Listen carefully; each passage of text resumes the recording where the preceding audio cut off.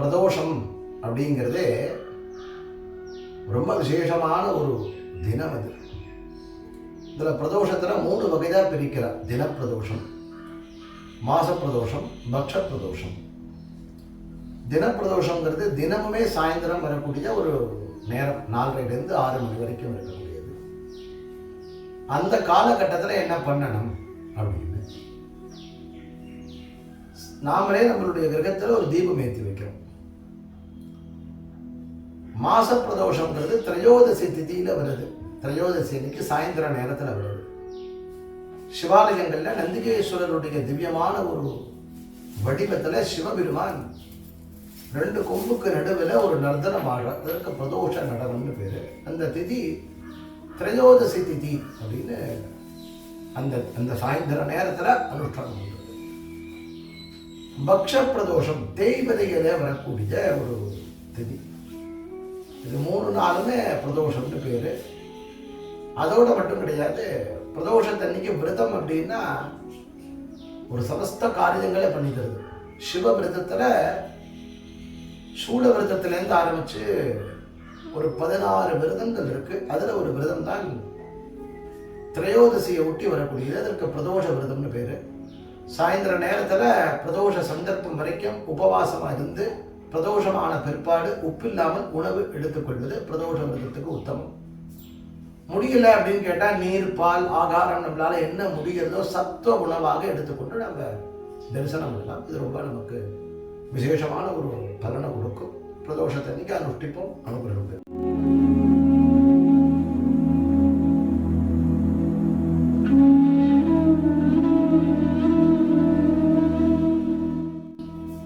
ரொம்ப அழகான ஒரு கேள்வி. கும்பாபிஷேகம் ஏன் தமிழ்ல பண்ணப்படாது? ரொம்ப அழகா கேட்டு. கும்பாபிஷேகத்துக்கு அப்படின்னு ஒரு அடிப்படை என்ன அப்படின்னா, அது நமக்கு கிடைக்கிறது ஆகமம் தான். ஆகமமாகி நின்று அன்னிப்பான் தாழ் வாழ்க ஆகமம் தான்.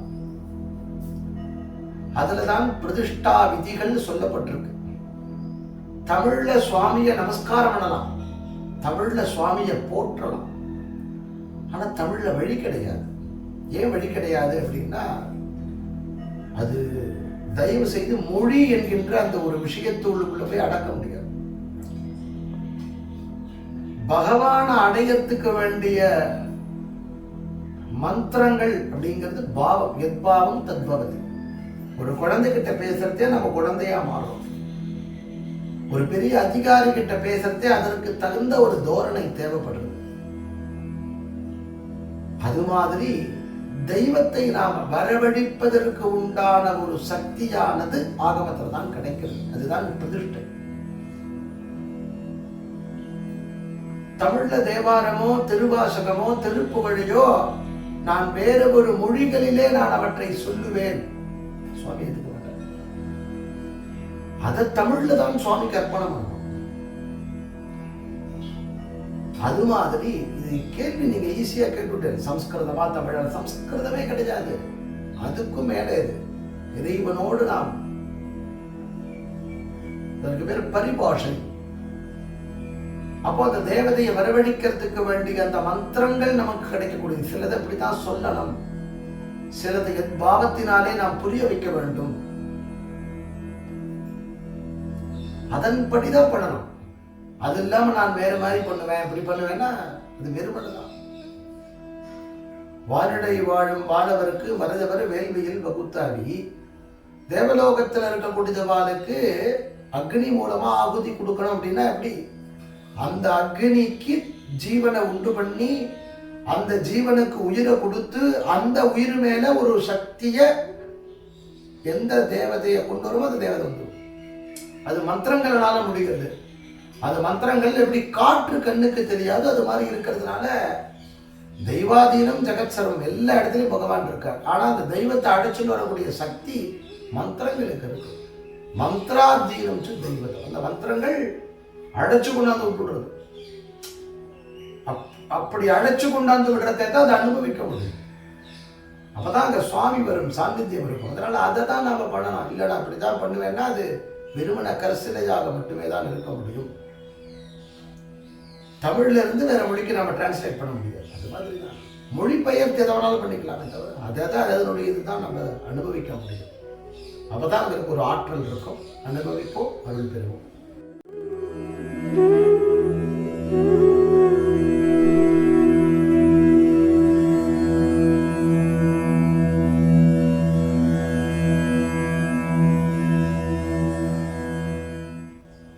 மொத்தத்திற்கு ஒரு இடத்துல கைலாய தரிசனம் கிடைக்கிறது. கைலாயம் பார்க்கணும் அப்படின்னா முதல்ல சிவபுராணம் பாராயணம் பண்ணணும். சிவபுராணத்துல சொல்லப்படுறது சுவாமி எப்படி இருப்பார் அப்படிங்கிறதையும் இந்த ஜென்மா எப்படி ஆச்சரியங்கிறதையும் சிவபுராணம் சொல்லப்படுறது. சிவபுராணம் பாராயணம் பண்ணாலே கைலாய தரிசனம் கிடைக்கும். நம சிவாய வாழ்க, நாதன் தாழ்வாழ்க, இமை பொழுதும் என்னென்றில் நீங்காதான் தாழ்வாழ்க அப்படின்னு சுவாமியை நினைக்க சொல்றது முதல்ல. அப்படி சிவபுராணத்தை பாராயணம் பண்ணிட்டு வரவாளுக்கு அவளுக்கு கடவுளியாக சுவாமி காட்சி கொடுப்பார். நாம கைலாய மலையை நாம பார்க்கறதே அவர் தான் பரமேஸ்வரன். ரொம்ப ஈஸியா கேட்டுவிட்டார். கைலாயத்தை பத்தி சொல்ல முடியும்னா சொல்ல முடிகிற விஷயம் அது. அதனுடைய ஒரு ஒரு இடத்துலையும் தேவர்கள் தபஸ் பண்ணிட்டே இருக்காங்க. ஒரு சாதாரண மனுஷாலா இருக்கிறவளுக்கு கிடைக்கக்கூடிய இந்த காட்சி அவளுடைய தபசுனால, அவளுடைய புண்ணியத்தினால அவ பார்க்கக்கூடிய பார்வை அவளுக்கு வேறுபடுறது. பகவான் அப்படியே பார்த்து உருகி உருகி உருகி உருகி உருகி உருகி சுவாமியினுடைய காட்சி கண்ணால் பார்ப்பதை நம்முடைய சொல்லினால் வாக்கினால் சொல்லிவிட முடியாது. அப்பேற்பட்ட அபூர்வம் அது. பரமேஸ்வரன் தான் கைலாயம். அந்த மலைதான், அந்த குன்றுதான், அதுலதான் சுவாமி அதுல எழுந்தருள் இருக்கார். அதுதான் கைலாயம்.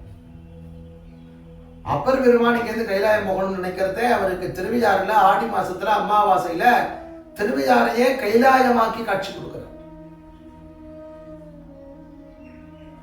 சுந்தரமூர்த்தி சுவாமிகள் கொள்ளிடக்கரையிலிருந்து மேலே ஏறதே பெரிய சிவாலயம், திருவிழபாடிங்கிற சிவாலயம். அதுல கைலாயத்துல சுவாமி எப்படி காட்சி கொடுப்பாரோ அது மாதிரியான காட்சி கொடுக்கிறார். புன்னாறு மேனியனே புலித்தோலை அரை கசைத்து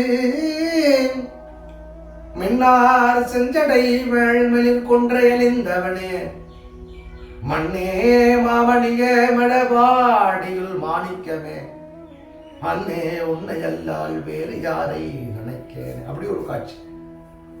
அப்போ ஒரு சாதாரண ஜீவன், சாதாரண மனுஷா பார்க்கறத அந்த கைலாயம், அந்த மானச சரோவரம்ங்கிறது உமையம்பிகையாகவும் ஆவுடையா மேல இருக்கக்கூடிய அந்த பர்வதம், அந்த மலை பரமேஸ்வரனாகவும் காட்சி கொடுக்குது. சுவாமியினால போக முடியல, வயசாயிடுத்து. திருவண்ணாமலையில் இருக்கக்கூடிய மலையே கைலாயம். திருவண்ணாமலையில் இருக்கக்கூடிய அருணாச்சலேஸ்வரர் மூலவரே கைலாயத்தில் எழுந்தருளி இருக்கக்கூடிய பரமேஸ்வரன் பகவான் ரமண மகரிஷி ஒரே ஒரு முறைதான் அருணாச்சல சன்னதி உள்ளுக்குள்ள நுழைஞ்சுட்டு வெளியில வந்தார். அந்த ஒரு முறையிலேயே அவருக்கு ஒரு ஸ்பார்க் ஏற்பட்டது, ஒரு அதிர்வு ஏற்பட்டது, ஒரு அருளாற்றல் கிடைத்தது. நமக்கு புரியுற மாதிரி சொல்லணும்னா அது அப்படியே உள்ள கிடக்கையில வச்சு வச்சு வச்சு வச்சு வச்சு கொண்டாந்தார். ஒரு ஆனந்த தரிசனம். அப்படி ஒரு ஆனந்த தரிசனம் உங்களுக்கு கிடைச்சிருக்கு. எல்லாருக்கும் கிடைக்கட்டும். ஜென்மால யாருக்கு விருப்பப்படுறதோ அவளுக்கு பகவான் அனுகிரகம் பண்ணட்டுங்கிற பிரார்த்தனையோட ரொம்ப அழகான ஒரு நிலை. கைலாயத்திலிருந்து சுவாமி நம்ம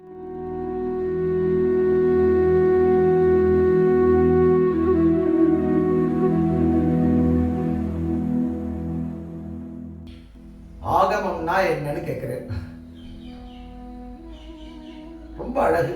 பார்வதி பரமேஸ்வரா கைலாயத்துல உட்கார்ந்து இருக்கிறத சிவபெருமானே கௌரிக்கு, உமாதேவியான பார்வதிக்கு அனுகிரகம் பண்ணி தரப்பட்டது. ஆலய நிர்மாணம், கிராம நிர்மாணம், நகர அமைப்பு, தீட்சை, பிரதிஷ்டை, கர்ஷணம் அப்படின்னு அது சொல்லிண்டே போடும். சுவாமியினுடைய முகத்திலே இருந்து வெளிப்பட்டதை ஜெகன்மாதாவான உமாதேவி வாங்கி கொண்டு சுவாமியும் அம்பிகையும் சேர்ந்து இருப்பதை நந்திகேஸ்வரரிடத்திலே கொடுக்கப்பட்டு, நந்திகேஸ்வரத்திலே இருந்து கொடுக்கப்பட்டவைகளை முக்கியமான ரிஷிகளிடத்திலே கொடுக்கப்பட்டு அவர்களுடைய வாக்கினாலே நமக்கு கொடுக்கப்பட்டது. ஆகதம் சிவபக்திரேப்யா கதந்து கிரிஜாமுகே அப்படின்னு ஜெகன்மாதாவும் பரமேஸ்வரனும் சேர்ந்து கொடுக்கப்பட்டது. ஆகமம் நமக்கு புரியுற மாதிரி, நீங்க அப்படித்தானே கேட்கிறேன். சாட்சாத் பரமேஸ்வரன் பூஜை பண்றது உமையம்பிகை. 28 ஆகமங்கள் இருக்கு, அதில் உபாவகங்கள் இருக்கு, அதில் இன்னும் அதன் உள்ளுக்குள்ள பொறுத்தே தேவி சம்பந்தமானது இருக்கு. என்னென்ன பண்ணணும், எப்படி பண்ணணும், ஆச்சாரியனுடைய லட்சணம் என்ன, ஆச்சாரியனுக்கு என்னென்ன விதிக்கப்பட்டிருக்கு, கர்ப்ப கிரகத்தில் என்ன பண்ணணும், அர்த்த மண்டபத்தில் என்ன பண்ணணும், மண்டபத்தில் என்ன பண்ணணும், தீபம் ஏற்றக்கூடிய விதிமுறைகள் என்ன, மணியை எடுத்து அடிக்கிறதுக்கு உண்டானது என்ன, சிவலிங்கத்தினுடைய அளவு என்ன, கர்ப்ப கிரகத்தினுடைய உயரம் என்ன, சுதம்புவா இருந்தா எப்படி பூஜை பண்ணணும், யார் போய் பூஜை பண்றா, இருக்கக்கூடிய அர்த்த மண்டபத்துல போகசக்தி அவனுடைய வேலை என்ன, கோஷ்டங்கள் என்னென்ன தேவதைகள் வைக்கிறது, பிராகாரங்கள் என்னென்ன தேவதைகள் உண்டாக்கி தரப்படுறது, தவறா பண்ணினா என்னென்னலாம் உண்டு, சரியா பண்ணினா என்னென்ன உண்டு, இத்தனையும் சொல்லப்பட்டிருக்கு. அத்தனையும் யாருன்னா பார்வதி பரமேஸ்வரனுடைய சம்வாதமாக அமைஞ்சு நமக்கு ரிஷிகள்னால, அதுல முக்கியமா சிவபெருமானுடைய 5 முகங்களிலே இருந்து ஈசானம், தற்புருட, மகோரம், வாமதேவம், சத்யோஜாதம் என்கின்ற 5 முகங்களிலே இருந்து தோன்றிய ரிஷிகள் மூலமாக நமக்கு கொடுக்கப்பட்ட மாபெரும் அழியா பொக்கிஷம் ஆகமம். ரொம்ப லகுவா சொல்லிட்டேன். பெரிய ஆற்றல். அனுபவிப்போம், அருள் பெறுவோம்.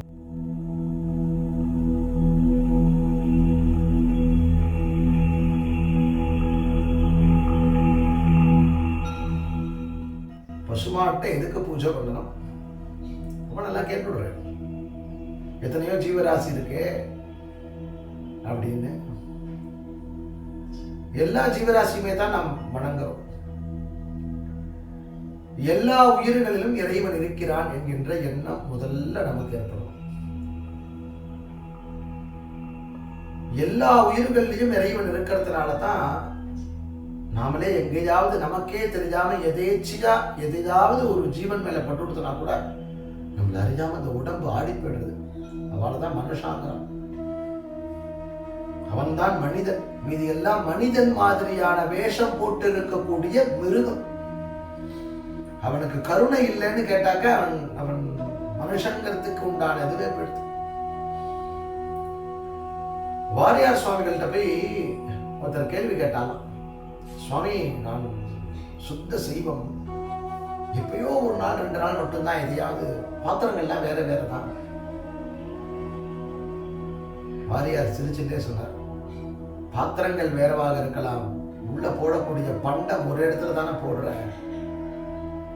உயிரற்ற பொருட்களை அடக்கம் செய்வதும் எரிப்பதும் சுடுகாடு. அதனால இதை சுடுகாட்டு ஆகிவிடாத அப்படின்னா. அப்ப என்ன அர்த்தம் அப்படின்னா, இயற்கையான உணவுகளை இறக்காமல் நாம் உட்கொள்வது. புரியலையே? எல்லா பொருளும் இறந்து விடுறது. நாம் உண்ணும் உணவுதான் நமக்கு எண்ணத்தை ஏற்படுத்துறது. நாம் எந்த உணவு எடுத்துட்டாலும் அதிலிருந்து திருப்பி ரீசைக்கிள். முருங்கைக்கீரையை எடுத்து ஒடிக்கிறோம், அந்த குச்சியை விட்டெறிஞ்சு விடுறோம். நல்லா கவனிச்சு பாருங்க, அது விட்டெறிஞ்ச குப்பையிலிருந்து கிளம்பி வருது. ஒரு மாம்பழத்தை சாப்பிடுறோம், கொட்டையை எங்கேயோ விட்டெறிகிறோம், திரும்பவும் அது வருது. ஆனா பாருங்க, உயிருள்ள பொருள்களை அவற்றினுடைய உயிர் நீக்கிய பின் அவற்றை உட்கொண்டால் அவை மீண்டும் உயிர் பெற்று விடுவார். வராது. அப்ப இந்த உடம்பை எப்படி வச்சுக்கணும்னா சித்த சுத்தியோடு வைத்துக் கொள்ள வேண்டும். வாரியார் சுவாமிகள் சொன்னார், இந்த உடம்பு ஒன்றுதான்ப்பா, இந்த வயிற்றையோ அதை வைத்திருக்கக்கூடிய பண்டத்தையோ சுடுகாடு ஆக்கிவிடாதே அப்படின்னு. அதுக்கு காரணம் என்னன்னா, எல்லா உயிர்களையும் என் உயிர் போல் எண்ண வேண்டும். இப்ப வரை பதிலுக்கு உங்கள்கிட்ட. அப்போ இந்த பிரம்மாண்டத்துல என்ன சக்தி இருக்கோ அந்த பிரம்மாண்டத்தினுடைய தபசு, பிரம்மாண்டத்தினுடைய தப்பம் பசுமாட்டனுடைய அங்கத்துல இருக்கு. கவாம் அங்கேஷு திஷ்டந்தி புவனானி சதுர்தச. 14 புவனங்கள் இருக்கக்கூடிய தபோபலமும் சக்தியும் அருளாற்றலும் தெய்வத்தன்மையும் நிறைந்திருக்கக்கூடிய ஒரு ஜீவன் பசுமாடு. அப்ப அதை ஒன்னா பூஜை பண்ணாலே எல்லாத்தையும் பூஜை பண்ணாம. அப்ப ஏன் நம்ம விடுவானே? பசுமாட்டுக்கு ஒரு சந்தன குங்குமம் வைக்கிறது, 2 அகத்திக்கீரை கொடுக்கறது, பிரதட்சணம் பண்றது, நமஸ்காரம் பண்றது, அதை குளிப்பாட்டுறது, அதை தடவி கொடுக்கறது, இத்தனைக்குமே அளப்பரிய பலன். அதனுடைய பலனெல்லாம் சொல்லி முடியாது. இவாளுக்கே தெய்வ சக்தி வந்துடும். அதனால நாம் அதை பூஜை பண்றது உத்தமம், வசத்தி, ரொம்ப உயர்வா சொல்லப்பட்டிருக்கு. அதை செய்யறது மேல மேல நமக்கு சௌபாகியத்தை உண்டாக்கும். அப்பேற்பட்ட அந்த கோமாதாவை நம்மளுடைய கிரகத்துல பூஜை பண்ணுவோம், அனுகிரகம் பெறுவோம். நமோ நமஹ. ஓம் நம சிவாய.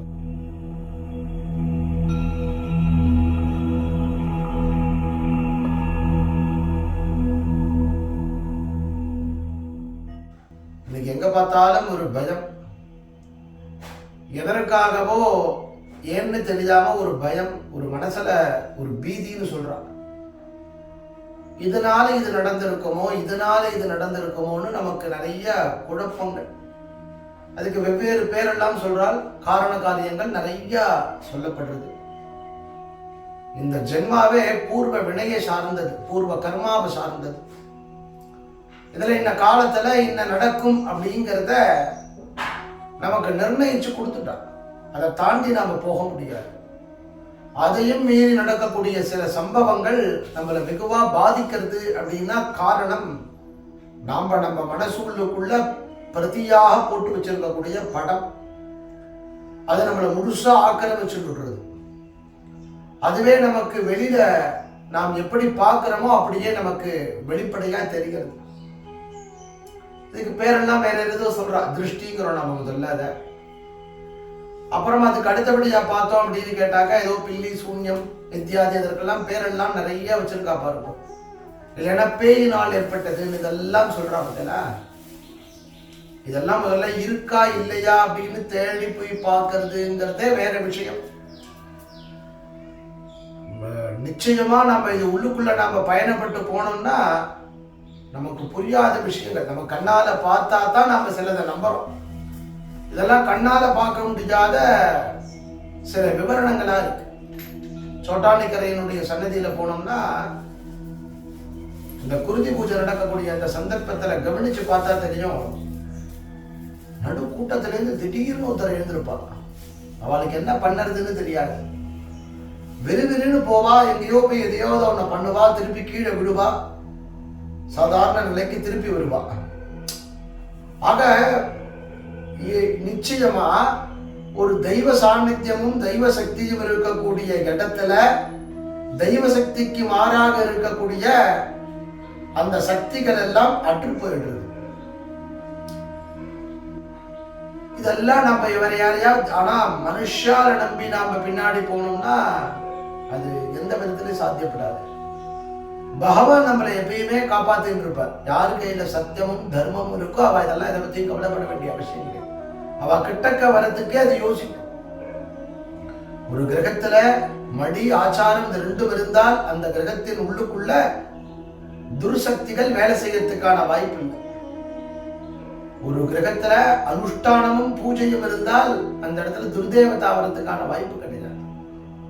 ஒரு க்ஷேத்திரத்துல ஒரு தேவதா சாநித்தியத்தோட விளங்கித்தனா அந்த பகுதியே அது காப்பாற்றி விடுறது. அதையும் மீறி எதையாவது எங்கேயாவது போய் நாம பண்ணிட்டு வரதே பண்ணக்கூடிய விஷயங்கள் தான் நம்மளை வெகுவா பாதிக்கிறது. அதுல இருந்து நம்மளை எப்படி காப்பாத்திக்கலாம், நம்ம இது மாதிரி ஏதாவது பண்ண முடியுமா?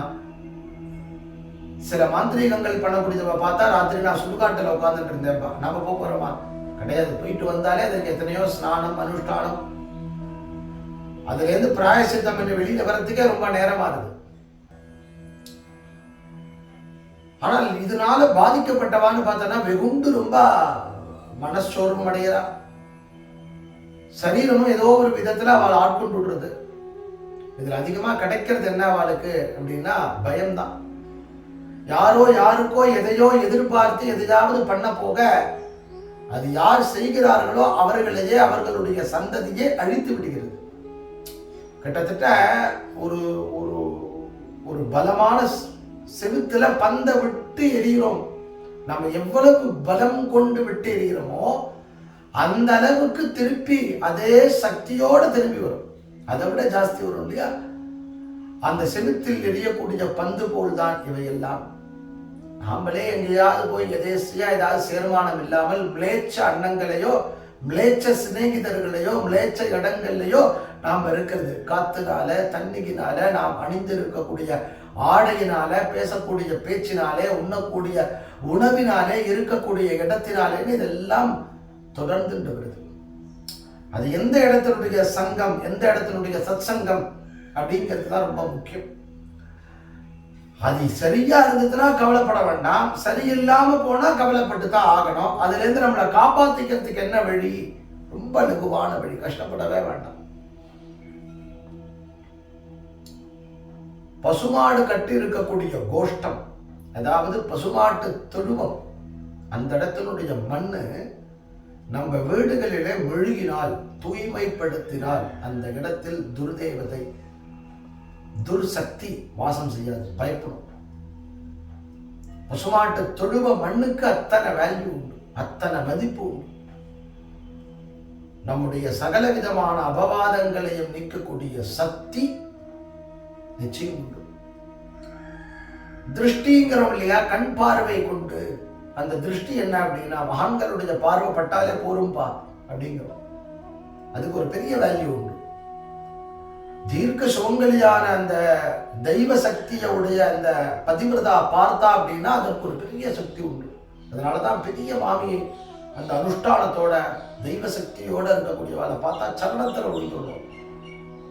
பெரிய ஆச்சாரியர்கள், அதாவது பூஜித்ததுதான் பெருசு, வயசு கிடையாது. தன்னுள்ளேயே ஒரு தபோ பலத்தை வச்சுட்டு இருக்கா இல்லையா, அவளோட பார்வை படுறது பாருங்க, அதற்கு ஒரு சக்தி உண்டு. அது மாதிரி பிளேச்சர்களுடைய பார்வை, அவன் அப்படி இருக்கான்பா, அவன் பார்க்கறான் பாருங்க, ஒருத்த மேல வரான்னா அவனுக்கு பின்னாடி எத்தனை கஷ்டம் துரிதமா ஒருத்த மேல வந்துட முடியுமா? அதுக்கு ஒரு ஒரு தீய பார்வை உண்டு. அதுல இருந்து அவன் வெகுண்டு எழுதுங்கிறது கஷ்டப்படுறான். அந்த பார்வை அவனை இழுத்து, அப்போ அதுக்கு என்ன பண்ணலாம்? யானை அடிமண், யானை எந்த இடத்துல கட்டி இருக்கோ அதனுடைய கால்பட்ட தடம், அந்த மண், அந்த மிருது, அதுக்கு பெரிய மதிப்பு, பெரிய கோடிக்கு மதிப்பது. அந்த மிருது, அந்த மண், அந்த கிரகத்தின் அந்த வசிக்கக்கூடிய இடத்திலே வைக்கப்பட்டிருந்தால் அந்த இடத்துல இவை எல்லாம் எதுவுமே அற்று போகும். ரொம்ப எளிமையானது. நிறைய பேர் இதனால பாதிக்கப்பட்டிருக்க, இதனால நீ எதுவுமே பண்ண வேண்டாம். இதை தவிர அந்த இல்லத்தில் மிக தூய்மை, அதுதான் மடிங்கிற ஒரு வார்த்தையை பயன்படுத்துவோம். மிக தூய்மை, எந்த விதமான தீட்டு விஷயங்களும் இல்லாமல் இருந்தால் அந்த இல்லத்தில் எதுவுமே அண்டாது, எதுவுமே அண்டாது. குலதெய்வத்தினுடைய பிரசாதம் இருக்கும்போது கவலைப்பட வேண்டிய அவசியமே கிடையாது. சிவன் கோவிலில் இருக்கக்கூடிய துர்க்கையினுடைய சன்னதியில நாம் போய் பிரார்த்தனை பண்ணிட்டா போறோம். நேர அந்த சன்னதியிலேருந்து நம்ம கிரகத்துக்கு வந்து நம்ம சுவாமி கிட்ட வச்சு ஒரு நமஸ்காரத்தை பண்ணிட்டோம்னா, தாயே உன்னுடைய சரணத்தை பிரார்த்திக்கிறேன்னா போதுமானது, எதுவும் செய்ய முடியாது. ஆகவே இவற்றை நாம் செய்வோம், இவற்றிலே இருந்து விடுபடுவோம். யாவருக்கும் எப்போதும் நல்லதே நடக்க வேண்டும் எனும் பிரார்த்தனையோடு இறைவனுடைய சரணத்திலே பத்திர புஷ்பத்தை சாற்றுவோம், நமஸ்கரிப்போம்.